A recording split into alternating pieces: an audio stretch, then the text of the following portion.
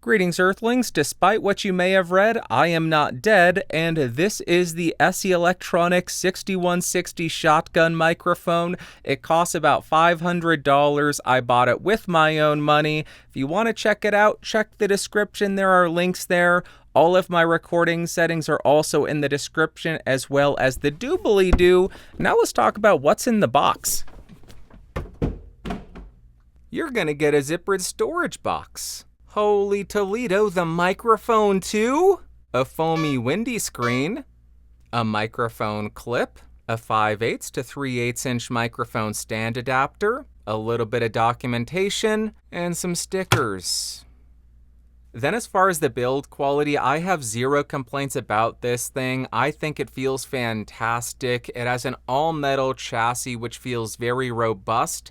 It is also very light compared to other microphones of a similar size, like the Sennheiser 416 or the Rode NTG3 is what it is, as well as the Deity Smic 2. On the side of this thing, you do have two switches, the first one being your pad at -10 or -20 decibels, the second being your high-pass filter at 80 Hz or 160 Hz.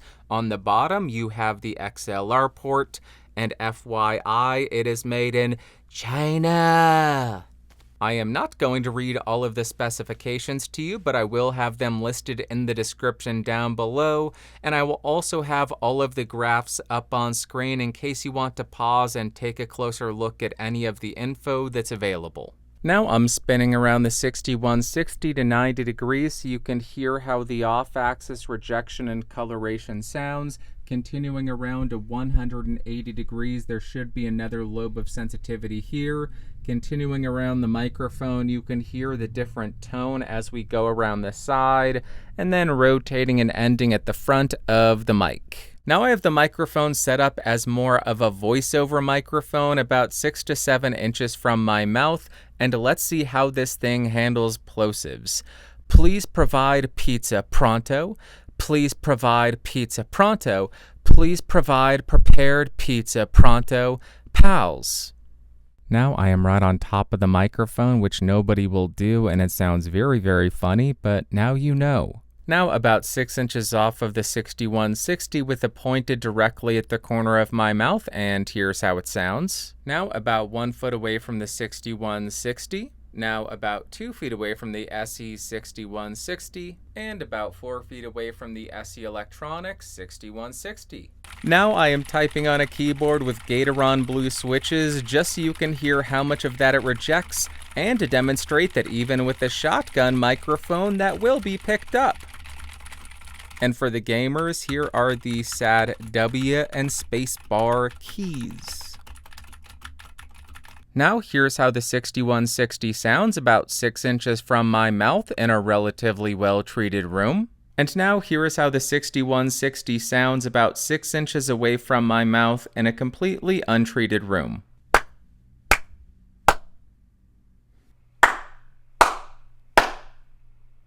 Oh, don't you dare skip, because this is exciting. Let's hear how the microphone and the provided mount do at rejecting shocks. That was shameless. So I'll start by tapping on the desk to see how much of that it rejects. And then I will tap on the boom arm. I am also really annoying, so I am going to tap on this microphone to see if there are any kind of resonant frequencies.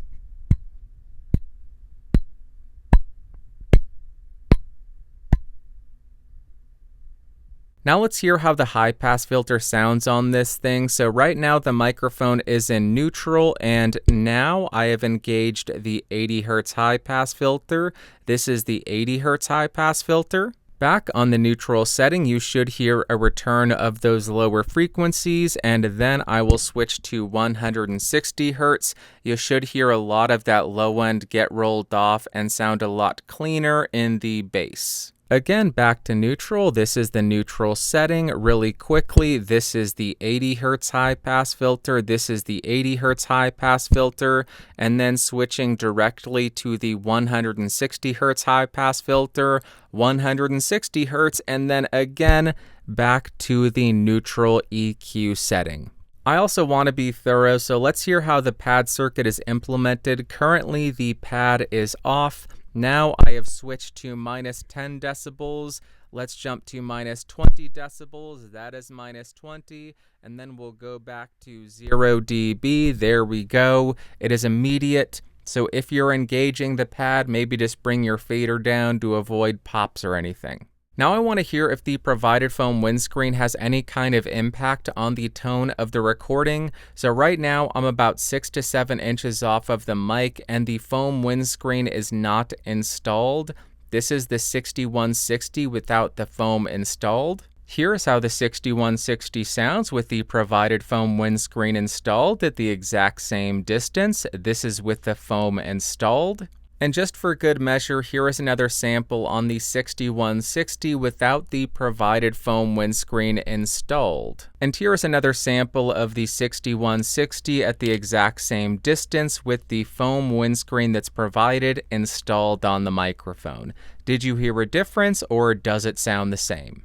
What saith you we now do comparison between SE and other microphone? First up, what you're hearing is the SE6160, 6 inches off, gain at 27 decibels. Let's hear the first comparison. First up, I'm on the Audio Technica AT875R, 6 inches off, gain still at 27 decibels.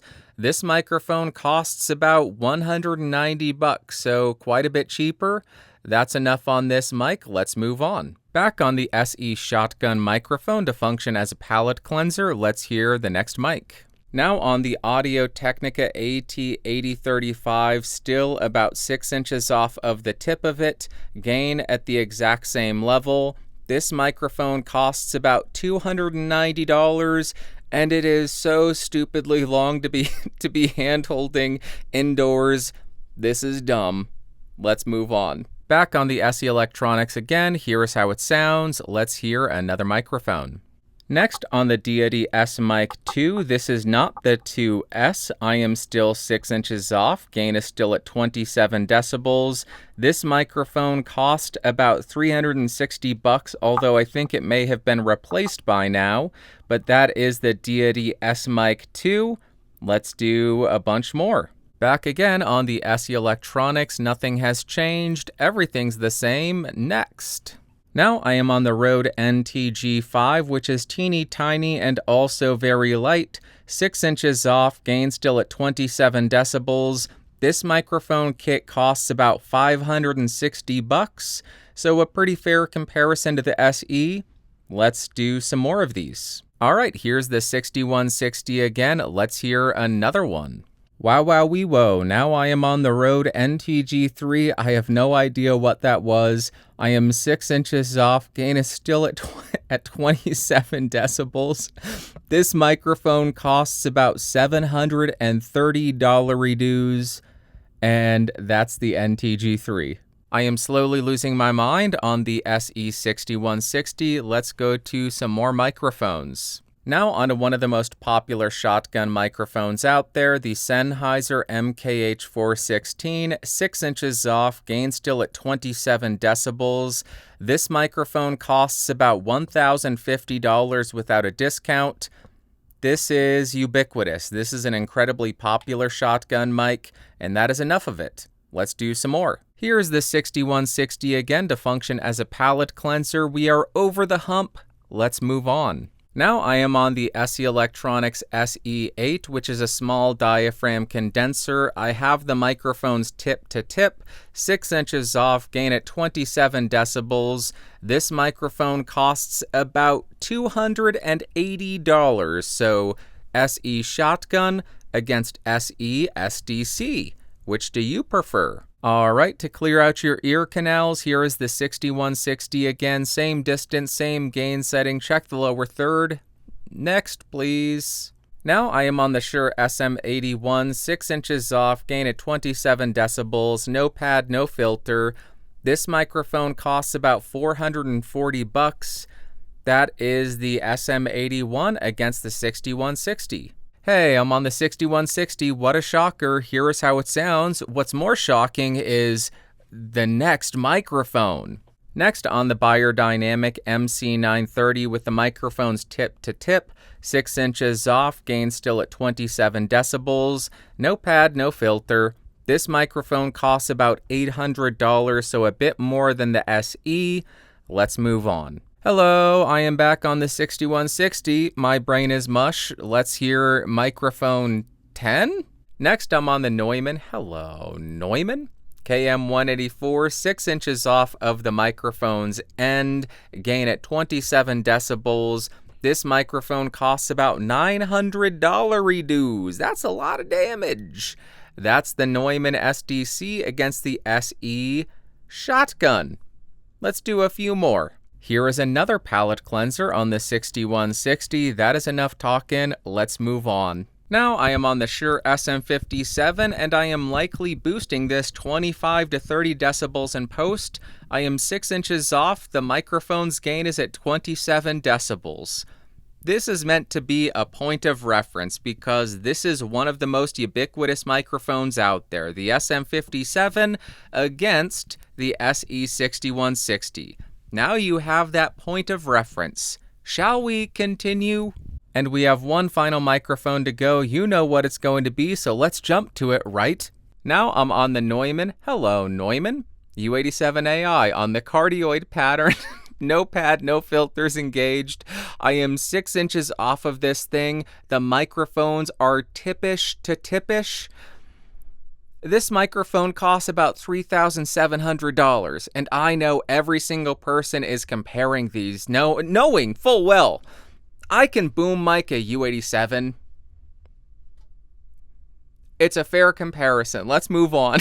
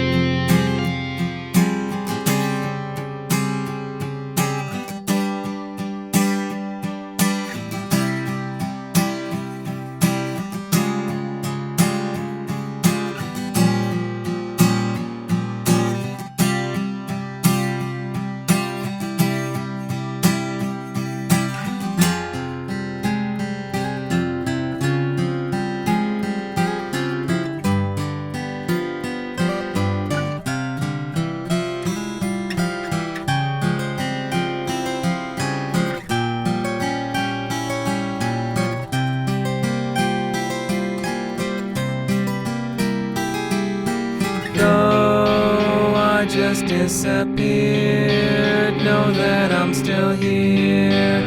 Just had things to do. Mics are still rad, and I'll test them when I have the time. Yep, just had things to do. Did not mean to disappear without a trace. I still plan on making videos. I just can't be as prolific as I once was, but I am here still testing and slowly reviewing mics, so fear not, I exist. Alright, I guess I'll preface this conclusion by pointing out that I am assessing the 6160 from a content creator perspective. As somebody who records in a controlled environment, I am not a professional boom operator. I do not record dialogue on set. So all of my perspective is from a controlled content creator point of view. But with that caveat out of the way, I think this is a very versatile and really good sounding shotgun mic. And first up as far as pros is the fact that you're getting a really clear and very detailed sound out of this thing. It also does a great job at background noise rejection. It is also surprisingly lightweight compared to other microphones of a similar length. It is incredibly versatile with the two high-pass filters as well as the two pads. And on the note of the pads, this thing has a max SPL of 157 decibels, which is a bonkers. Oh, and the microphone's just barely out of frame right here, just in case you were wondering where it was and why it sounds more distant than my usual setup. And then as far as cons, over the last couple of months of using this microphone, I have had zero performance issues, but if I had to be very nitpicky, I really wish it came with some sort of shock protection in the kit for this price. And now what are my overall thoughts and opinions of the 6160? As far as the overall sound, I would classify this as a brighter and very detailed microphone. In the low end, it is controlled, but it doesn't sound weak. It doesn't sound overly cut. It doesn't sound anemic.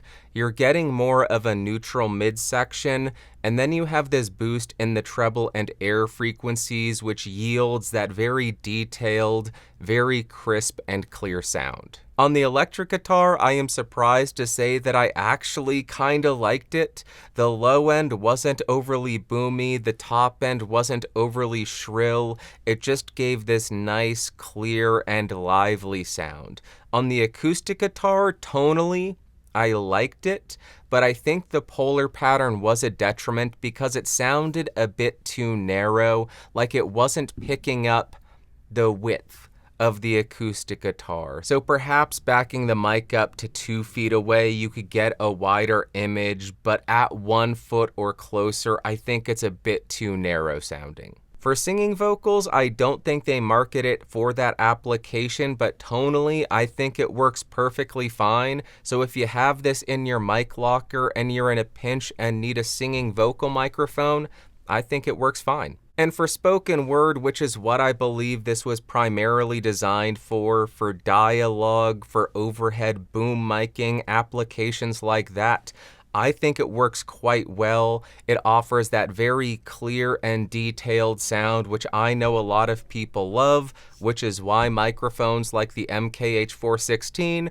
are so prevalent and so popular. And finally, would I recommend the SE Electronics 6160? Both yes and kind of. Let's start with the kind of. If you're just doing indoor spoken word dialogue in a controlled environment, I think it sounds great. If you want a shotgun microphone and you like the tone and it's within your budget, I say go for it. But the reason I am saying kind of is I think for indoor use in a controlled environment, small diaphragm condensers with a cardioid or hyper or supercardioid pattern are more than sufficient.